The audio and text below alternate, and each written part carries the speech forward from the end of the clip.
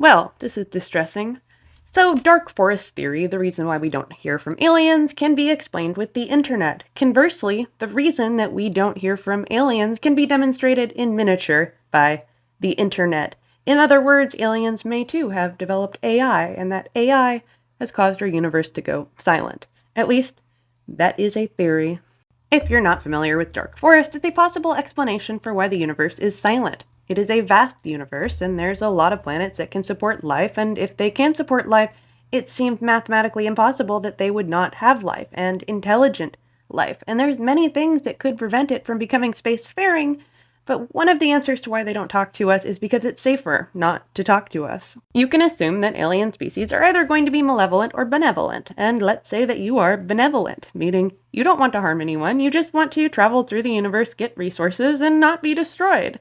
It's safer to assume that other species of aliens are going to be malevolent, and you should not talk to them because they may destroy you for resources. Or really just for kicks, who knows? The other thing you should consider is that humans are squishy. Life is squishy. It takes us at least 30 years to make an offspring that might be better than us.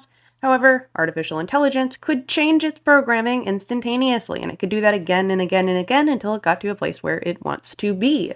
Robots don't age. There is a thought that if we interact with aliens, we will not interact with those aliens, we will interact with their technology. Also, even if you were a malevolent species of alien, if you saw a planet that's 200 light years away that looks pretty habitable and you notice that the things living on it are basically dinosaurs and you want to go there and get resources, by the time you got there, they may have advanced technology. So even if you are technology, it is probably better to just not interact with your neighbors. By the time you get there, they might be able to wipe you away.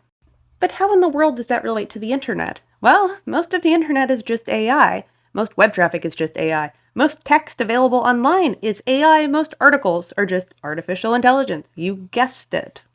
There is also the arms race issue. Malevolent AI is becoming increasingly more efficient, and benevolent AI that tries to detect it and defend against it also has to continuously improve, and it goes in a cycle. Meanwhile, us humans are just continuously harmed by it. There really is no way of knowing if you are speaking to a robot or a person. In fact, some studies have found that people are more likely to consider an AI chatbot to be a person versus a person in blind studies.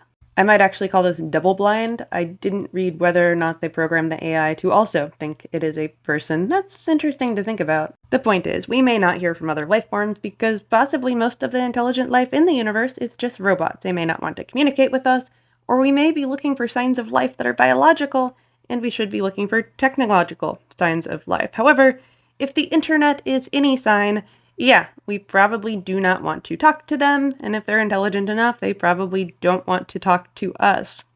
Essentially, sending out radio waves and descriptions of where we live and what we are is like a child standing next to a bonfire yelling, "I'm here, I'm here." It's not a great idea if you want to remain safe, and that gives me existential dread. So, dead internet theory or dead universe theory? What do you think? If you've enjoyed today's dose of existential dread, follow for more.